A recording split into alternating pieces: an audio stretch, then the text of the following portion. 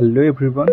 অসম পুলিচৰ SLPRV ৱেবছাইটৰ যি এটা নতুনকে এটা আপডেট আহিছে, এখন নোটিছ আহিছে। এই নোটিছখন হ'ল কি, আমাৰ যি ড্ৰাইভাৰ পোষ্টৰ যিবিলাক আছিলে, ড্ৰাইভাৰ পোষ্ট আছিলে, এই ড্ৰাইভাৰ পোষ্টৰ যিবিলাক হয়তো কাট অফ লিষ্টটো ওলাব পাৰে।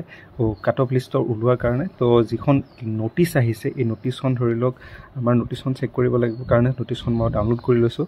ডাউনলোড কৰি দেখাই দিওঁ নোটিছখন কি আছে।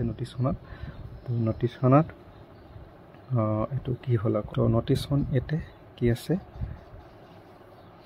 নোটিছখন এখন দিছে 29/3/2025 চনত। 654টা যি ড্ৰাইভাৰ কনষ্টেবলৰ পষ্ট আছিলে, স্কিল টেষ্টৰ যি ৰিজাল্টসমূহ হয়, এই ৰিজাল্টসমূহ হয় 11 কাইলৈ এই 11টা বজাত। তো তোমালোকে এই লিষ্টখনত তোমালোকে নোটিছখন পাই যাবা। যোনে এলিজিবিলিটি হয় থাকে, মানে যোন পাছ কৰিছে স্কিল টেষ্টত, সেইসমূহসকলৰ 6/4/2025 তাৰিখে সিহঁতৰ ৰিটেন এক্সাম কনফাৰ্ম হ'ব আৰু 1/4/2025 তাৰিখে 11টা বজাত সিহঁতৰ এডমিটসমূহ ডাউনলোড কৰিব পাৰিব। এইখনত ইমানেই আছিলে। এতিয়া হয়তো আমাৰ যি ড্ৰাইভাৰ কনষ্টেবলৰ কাট অফ আহি গ'ল, কিমান হয় কি হয় এতিয়া কালিলৈ আমি গম পোৱা যাব। তো নোটিছখন ইমানেই আছিলে, ঠিক আছে। আৰু কাৰ ভাগ্যত কি আছে সেইটো সময়ত দেখা যাব।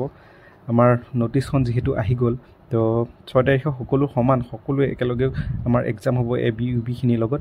আৰু যি আমি কাইলৈ 30 তাৰিখলৈ ধৰি লওক আমি টেষ্ট ৰিজাল্ট যি টেষ্ট দি আহিছিলোঁ, স্কিল টেষ্টৰ ৰিজাল্টসমূহ আমি ডাউনলোড কৰিব পাৰিম।